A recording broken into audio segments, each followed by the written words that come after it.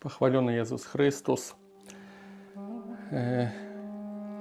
Перш чым пачаць разважаць наш фрагмент Евангелия ад Матвея, хочу ўсім падзякаваць, давно не бачыліся, падзякаваць тым, которые неспакойна, не сказаць, што даставалі, але турбавалі мяне, нагадваючы, што неяк даўно ўжо запісаў не было, што чакаем і далей трэба разважаць і так далей, і так далей. Ну і сапраўды перарыў быў вялікі, атрымалася, што там не толькі лета, нават трошку больш. Таму я віншую і вас, і сябе перш за ўсё, што зноў вярнуўся да гэтай справы. Каментаваць далей Евангелие ад Матвея, насколькі нам атрымаецца. Ну і дзякую усім, хто мяне так, калі можна сказаць, па-простаму церабіў, каб я гэтую справу не закінуў, каб да яе вярнуўся.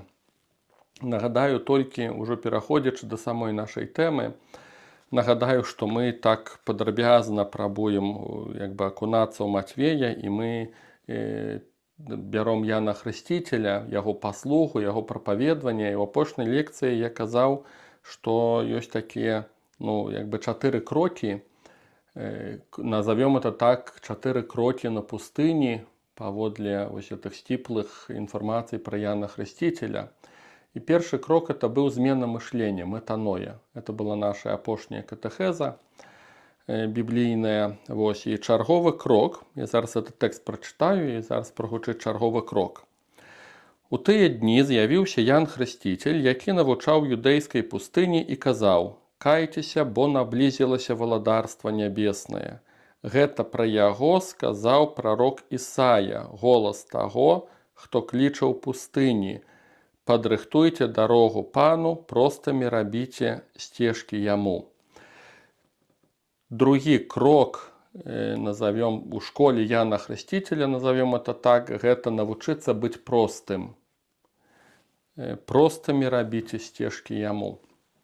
Але перш чым мы да самой сутнасці вось гэтага кроку пярэйдзем, цікавы момант, ён не толькі ў дадзеным эпізодзе сустракаецца, але і шмат дзе ў пісанні, проста каб мы ведалі, што ў старажытнасці габрэі яны не мелі знакаў прыпінання пунктуацыі, не мелі косак, не мелі працяжнікаў, не мелі... Яны надаюць, канешне, смысловую нагрузку. І цяпер вы уявіце сабе, як это пісаць, калі ты нават кропку не можаш паставіць. Усё адным за адным. Кропкі, коскі, двухкроп'е. Уявіце сабе, ввогуле, як этот тэкст расшыфраваць, і уявіце сабе, як часам сэнс мяняецца. Это знакамітая фраза як это было казніць нельзя памілаваць. Як сэнс мяняецца ў залежнасці ад таго, дзе ты паставіш коску. Нам, ва ўсякім разе, мне так у школе гэтую фразу так паказвалі. Якую роль грае коска. Цяпер уявіце сабе старажытны тэкст габрэйскі, дзе косак увогуле не было, і кропак не было, і ўсяго астатняга. І таму той, хто займаўся крытыкай тэксту, святога пісання, перапісваў, перакладваў, сапраўды зрабілі агромную працу. І цікава, што нягледзячы на ўсю гэтую працу, которая адбылася ўжо стагоддзі назад, альбо ўжо больш за 1000 гадоў назад, ці 1500 гадоў, нягледзячы на ўсю гэтую працу, ўсё адно сустракаюцца моманты, которые у залежнасці ад таго, дзе паставіш кропку ці коску, нават мяняецца сэнс. І ў нас ёсць такі цікавы прыгожы эпізод. Канешне, каб не чытаў каментароў, сам бы гэтага не ўбачыў. Але цікавы эпізод, дзе вось гэтая тэма малюецца. Малюецца, нам важны 3-й верш. Гэта пра яго казаў прарок Ісая, голас таго, хто кліча ў пустыні: «Падрыхтуйце дарогу пану, простымі рабіце сцежкі яму». Канешне, гэты верш, гэта ўжо устаўка евангеліста Матвея. Это не сама мова Яна Хрысціцеля, яна ўжо скончылася. Другі верш: «Кайцеся, наблізілася валадарства Божае». Вот што казаў Ян Хрысціцель. А далей Матвей пра яго піша, цытуючы прарока Ісаі. І як можна разумець гэты верш? Голас таго, хто кліча, двухкроп'е: «У пустыні падрыхтуйце дарогу пану». А можна разумець так: голас таго, хто кліча ў пустыні, падрыхтуйце дарогу пану. Цікава, што сэнс мяняецца. Першая версія: голас таго, хто кліча у пустыні, падрыхтуйце дарогу пану. Значыць, таямнічы голас, это, як кажа прарок Ісая, таямнічы голас кліча, каб мы выйшлі ў пустыню і ў пустыні рыхтавалі сваю дарогу перад панам. Ну, можна сказаць, это як я ў росіцы ўсё адно. Вот седзячы ў такой спецыфічнай пустыні, рыхтуеш, ну, это я жартам кажу, там росіца аказалася для мяне далёка не пустыня, на дзіва. Вось, але сядзіш вот у такой пустыні і рыхтуеш дарогу пану. Гэта першая версія. Другая версія: голас таго, хто кліча ў пустыні, і ў гэтым сэнсе трэба разумець, што гэта як бы намёк на Яна Хрысціцеля. Гэта ён кліча ў пустыні. Гэта ягоны голас у пустыні гучыць. То есть рыхтуйце дарогу пану дзе хочаце, а голас сам гучыць у пустыні. Цікава, што як адна версія, так і другая вельмі цікавая, вельмі класная. І сэнс ёсць як у адной версіі, так і у другой. Каму што бліжэй. Можна загрузіцца, вот хочаш, ну, без розніцы, у якім напрамку, да, але вот можна прычапіцца і да адной, і да другой версіі. Окей, ну гэта такі момант. І цяпер адносна вось гэтага другога кроку: рыхтуйце дарогу пану, простымі рабіце сцежкі яму. Я прачытаю, як крыху больш гучыць у прарока Ісаі. Тут будзе больш зразумела і больш дакладна. Гэта Исаия 40 раздел, верши 3-4. «Глас вопиющего в пустыне, приготовьте путь Господу, прямыми сделайте в степи стези Богу нашему». Бачите, русский переклад трошки адрозніваецца. «Всякий дол да понизится», «всякий дол да наполнится, и всякая гора и холм да понизятся. Кривизны выпрямятся, и неровные пути сделаются гладкими, и явится слава Господня, и узрит всякая плоть спасение Божие, ибо уста Господни изрекли это». Это был 5-й верш, сканчваем. И что атрымоўваецца? Дзіўная и такая ландшафтная праца, сказаў бы так, ландшафтны дизайн. Я нідзе не чуў каментароў нейкіх больш глыбокіх на гэтую тэму, але мяне гэты момант ён заўсёды яшчэ з часоў семінарыйных уражваў. Вось менавіта эта версія Ісаі, не евангелістаў. У арыгінале, ну, Ісаі. «Всякий дол да наполнится». То есть уяўляем сабе нейкія, ну, няхай сабе сажалкі, ямы, яны напоўняцца. То есть ямаў ужо няма. Вот эта вот линия нижняя, она вот прогнутая, раз она поднимается и так вот выравнивается, да. «Всякий дол да наполнится, всякая гора и холмы понизятся». Верхняя линия, она так на низ, да.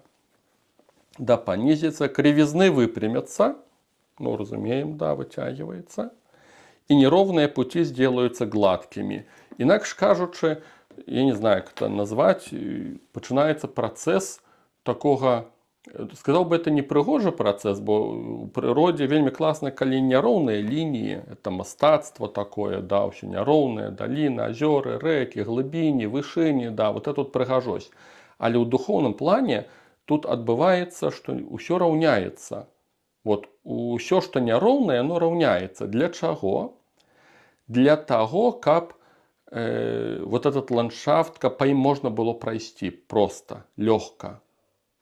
Вось для чаго это ўсё раўняецца.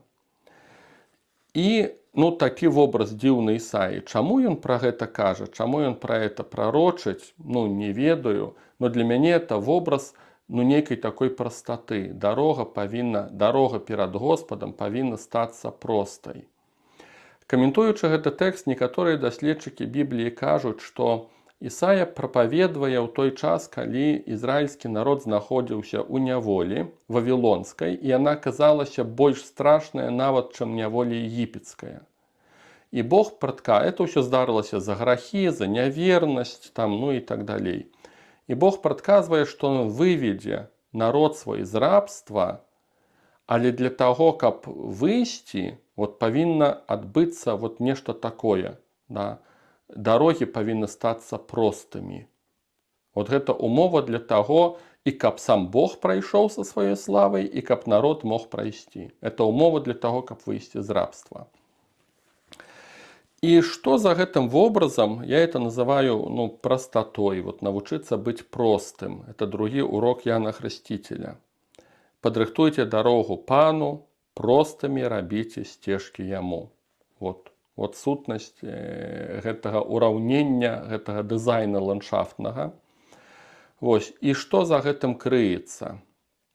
Гэта рыса духоўнага жыцця. Сказаў бы, яснасць, простота, без падводных цячэнняў, без хітрыкаў, без маніпуляцый, без нейкіх масак. Мы часта любім маскі апранаць, нейкія ролі іграць. Без лішняй інтэлектуалізацыі, калі ўсё становіцца так заблытана, што там канцы з канцамі не сходзяцца ўжо. Вось гэта вобраз вот такога вось духоўнага жыцця, яно павінна ісці ў напрамку нечага простага. І, канешне, паслуга Яна Хрысціцеля выглядала як нешта такое простае. Ягоны спосаб жыцця, тое, як есць, як выглядае, што прапаведвае. Это ўсё, сказаў бы, нават прымітыўнае. Але за гэтым крыецца глыбокая простота. І вось гэты урок, якіх сфераў ён датычыць. Да? Напрыклад, тэмы пакаяння. Паглядзіце, як нам цяжка часам каяцца, называць рэчы сваімі імёнамі. Вот просто сказаць, што я заграшыў, я нагадзіў, мне не выйшла. Нам цяжка нешта такое рабіць, і ў нас, што мы пачынаем апраўдвацца. Мы пачынаем казаць, як усе. Вот часам вушы святарскія наслухаюцца гэтых схемаў страшных. Да? Зграшылі мы, як усе грашаць. Да? Вы ж самі ведаеце, усе ж мы людзі. Да? І мы пачынаем апраўдвацца. Мы пачынаем параўноўваць адзін сябе да другога. Да? Мы пачынаем выбеляць сітуацыю. Замест таго, каб проста ясна сказаць, я нагадзіў, я каюся. Ось, напрыклад, элемент прастоты ў пакаянні. Да. Ці ведаеце, як дзеці часам могуць так спавядацца, я адкуль добра ведаю, не то, што я спецыяліст, каб спавядаць дзяцей, таму што я сам так спавядаўся. Это так сказаць, так грэх, каб максімальна і сказаць, і не сказаць адначасна. Замест таго, каб сказаць, што я проста ўкраў, можна сказаць, напрыклад, там, браў тое, што нельга браць. І думай, пра што хочаш. Да. Можна ўкрасці грошы, а можна ўзяць пячэнне, которое цябе хаваюць бацькі. Да, але так і сказаць, і не сказаць адначасна. Дык вось элемент прастоты ў пакаянні – это называць рэчы сваімі імёнамі. Да, не ціхарыцца, не апранаючы маскі, не апраўдваючыся. Прастота праяўляецца ў праўдах веры. Паглядзіце, цікавы момант такі, што канешне, тэалогія нясе шмат нам інфармацыі, цяжка нам разабрацца, што такое Тройца, якая яна Тройца найсвяцейшая. Да, это сур'ёзныя тэмы, і разам з тым апостол Ян даходзіць да агромнай прастоты. Евангелие ад Яна вельмі простае. Ён да гэтага дайшоў, ён паказвае Бога, который ёсць праўдай, Бога, который ёсць любоўю. Да, это вельмі простыя вобразы. Да, ён перадае веру ў вельмі простых вобразах. Пасля і разам з тым яно самае глыбокае Евангелие. Калі можна так сказаць, нельга раўняць Евангелие, якое лепшае, там горшае, але яно ў плане лексікі вельмі прымітыўнае Евангелие ад Яна, але ў плане такога загруза, калі можна так сказаць, па вобразах яно вельмі глыбокае. Да, і таму, што Ян паказвае Бога якраз такі ў гэтай прастаце, ён да гэтага дайшоў. Пасля што яшчэ? Паглядзіце, як Хрыстос прапаведвае. Ён выкарыстоўвае вельмі простыя вобразы, звязаныя з аграрнай культурай. Сейбіт, зерне, расце, прарастае, там слугі, дзевы. Людзям адразу это ўсё спамінаўся, звычайны быт іхнага жыцця, невялікая тэалогія. Хрыстос выкарыстоўвае гэтыя прыпавесці, гэтыя вобразы, таксама вельмі простыя на самой справе. Яшчэ такі момант цікава, вось, дзе трэба шукаць гэтую прастату. Я это называю дагматычныя спрэчкі. Я сам по сабе асабіста это адчуваў. Для мяне это правда, эта тэма такая для мяне асабіста даволі важная, таму што я зразумеў, што гэтую прастату трэба шукаць. Напрыклад, ты бярэш рэлігійныя кнігі, хаця бы каментары па Бібліі. Часам людзі пытаюцца, якіх каментароў я асабіста ўжываю. І у мяне простая методыка, каб мазгі не закіпелі, не загрузіліся. Калі я чытаю каментары, і мяне это цапляе, да сутнасці даходжу, і задумваюся, загружаюся, сэрца неспакойнае, да, вот такія каментары, з імі я працую. Калі там много інфармацыі, поўна усялякай інфармацыі, і да, табе нібыта цікава, інтэлектам загружаешся, але я ўнутрана адчуваю, што я стамляюся ад этой інфармацыі, яна мне нічога не дае. Вось гэтыя дагматычныя разборкі, пра многія нават праўда веры, яны мне асабіста нічога не даюць, многія пункты. І тады, пытанне, то есть я мозг свой кормлю, а духовно я не кормлюся, Христа не пазнаю. Ці эта інфармацыя вядуць мяне да Бога ці не? Вот это, напэўна, самыя такія важныя пытанні. Калі я не набліжаюся да Бога, то навошта мне эта інфармацыя, которая у большасці нават не такія там і даставерныя, часта ў гэтых каментарах і багаслоўскіх кнігах. І я стаў заўважаць, што некаторыя кнігі мяне проста стамляюць. Да, яны цікавыя, магчыма, нават праўдзівыя, але яны мяне стамляюць, бо мне нічога не даюць, бо я не знаходжу там прастаты. И это богословские книги могут быть, и это могут быть книги религийные, могут быть комментарии библейные. Вот. Тому это так называю, трэба, каб у гэтай тэме дагматыкі, праўда ў веры, вось гэтай дагматычныя спрэчкі ўсе, там, хто праў, хто вінават, тут не згубіць прастату. І ёсць такі важны тэкст Святога Пісання на гэтую тэму, другое пасланне да Карынфянаў, 11 раздел, 3 верш. Апостол Павел піша, другое послание Коринфянам, 11 раздел, 3 верш. Апостол Павел піша: «Аднак баюся, каб так, як змей хитростью сваёй падмануў Еву, не былі зведзеныя думкі вашыя ад прастаты і беззаганнасці, што ў Христе». Загрузіцеся гэтым тэкстам, адкрыйце яго і загрузіцеся гэтым тэкстам. Павел кажа: у мяне ёсць страх. Я перажываю за тое, каб вы не адышлі ад прастаты, которая ёсць у Христе. І адыходзячы ад гэтай прастаты, это ўвогуле не Божы шлях, кажа апостол Павел, а ён падобны таму, як Ева адышла. То есть д'ябал зацікаўлены тым, каб мы так замарочваліся рознымі справамі, каб у выніку у прастаце згубілі галоўнае. Вось праз нейкую нават інтэлектуалізацыю. Я не супраць, канешне, таго, каб пазнаваць, чытаць кнігі, займацца багаслоўем, але апостол Павел кажа, можна так заняцца, што ў выніку згубіць Хрыста. І гэта д'ябальскі шлях. Запрашаю. Можете гэтым тэкстам загрузіцца. І думаю, што гэты шлях прастаты духоўнай, да чаго запрашае Ян Хрысціцель, гэта шлях многіх Божых праведнікаў, которых мы ведаем. Я думаю, што гэта шлях святой Тэрэзы ад дзіцятка Езус. Гэта шлях святога Ігнацыя Лайолы. Вельмі ўражвае, сколькі шмат Ігнацый там і напісаў, і што зрабіў. І разам з тым можна знайсці такія рэчы, дзе Ігнацый кажа, напрыклад, там адпраўляў Еўхарыстыю, плакаў. Кропка, ўсё, ніякіх каментароў, нічога, што, просто сам факт. Адпраўляў Еўхарыстыю, так Христос крануў сэрца ягонае, што плакаў. І это кажа афіцэр, рыцар, мужны, воін і так далей. Думаю, што, само сабой, святы Францішак, гэта іншыя многія праведнікі, яны ішлі дарогай простай, айцы пустыні. Калі пачытаць іхныя навукі, я б сказаў, не то, што яны простыя, но ў нейкім сэнсе нават прымітыўныя.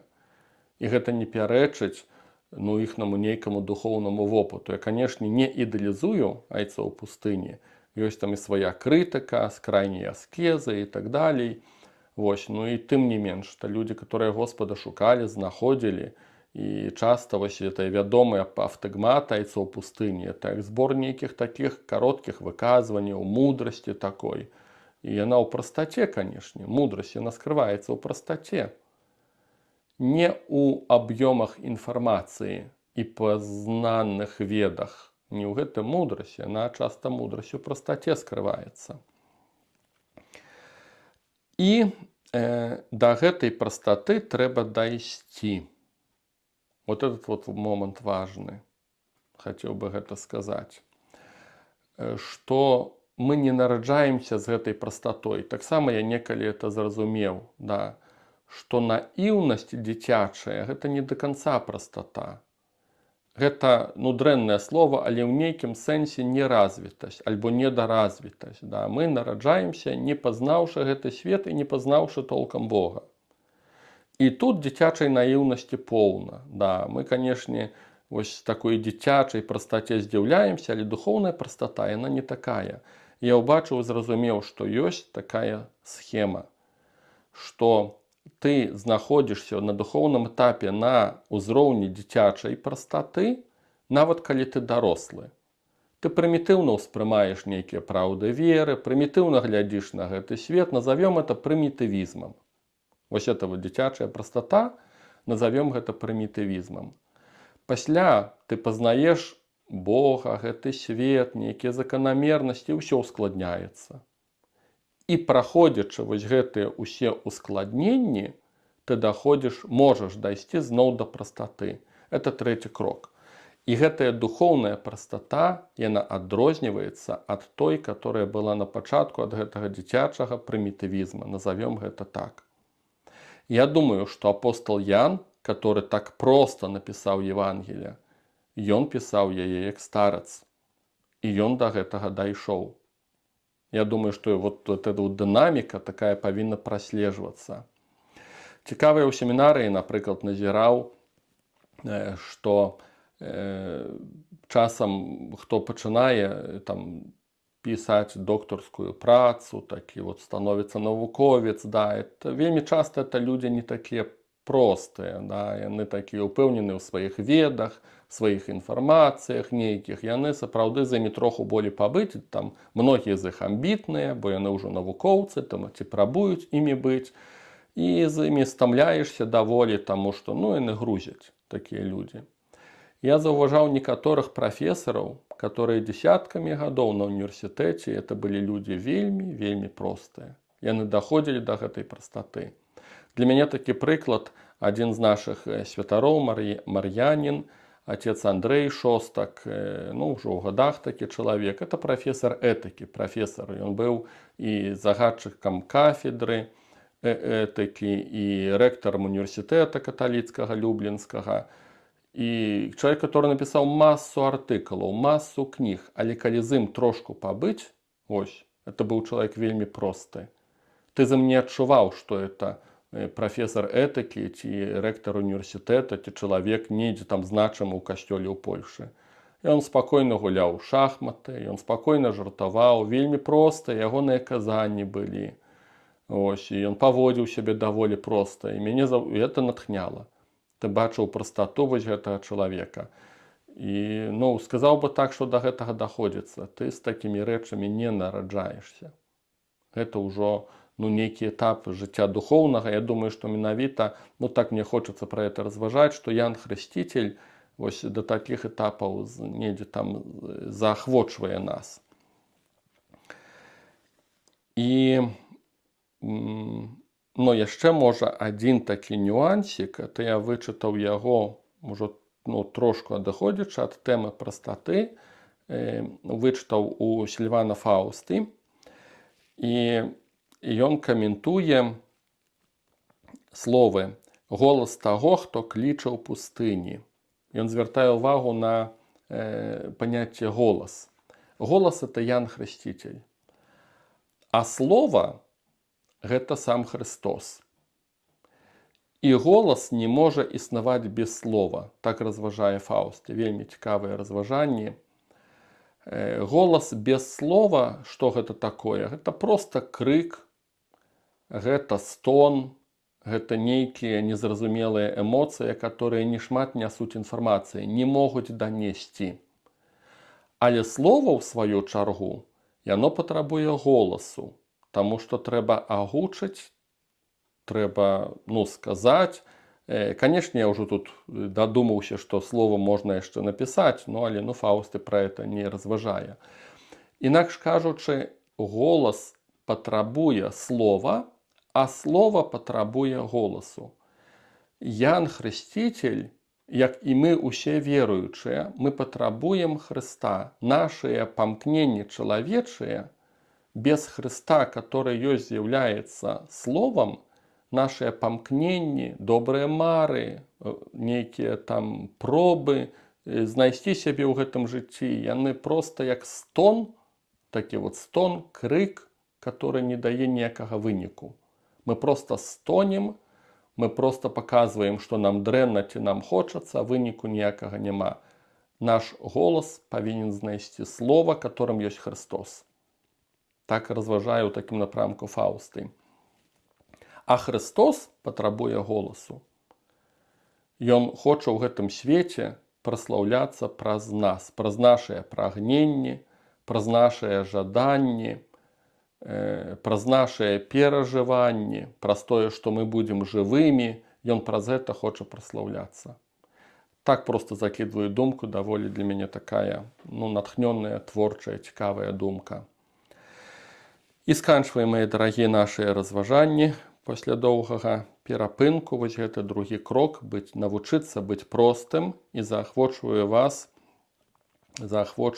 загрузіцца і так паразважаць і нават адчуць, дзе ў маім жыцці не хапае прастаты.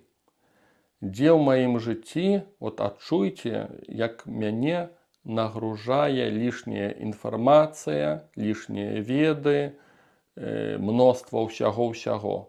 Адчуйце гэты голад такі ўнутраны, як мы на самой справе прагнем прастаты. Я часам, ці ўжо там праз нейкія казанні, ці ролікі ў інтэрнэце, часам даходзяць там да мяне нейкія каментары людзей у інтэрнэце, і здзіўляюся, як часта людзі пішуць, як проста. Гэта многіх натхняе, мяне это натхняе, як проста, як ясна, як даступна, нас гэта натхняе, мы гэтым кормімся. Запрашаю вас на эту тэму паразважаць, пашукаць этой прастаты, гэтага прагнення і паглядзець, ці дзе мы занадта сябе загружаем і так перагружаем сябе, і гэта нас не корміць, скажем так. Наше разважанне скончу адным псалмом са Святога Пісання.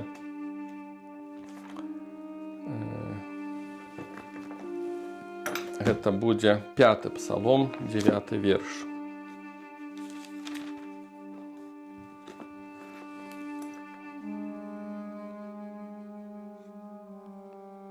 Господи, путеводи меня в правде Твоей, ради врагов моих, уравняй предо мною путь Твой. До Господа доходим простыми шляхами. Похваленный Иисус Христос.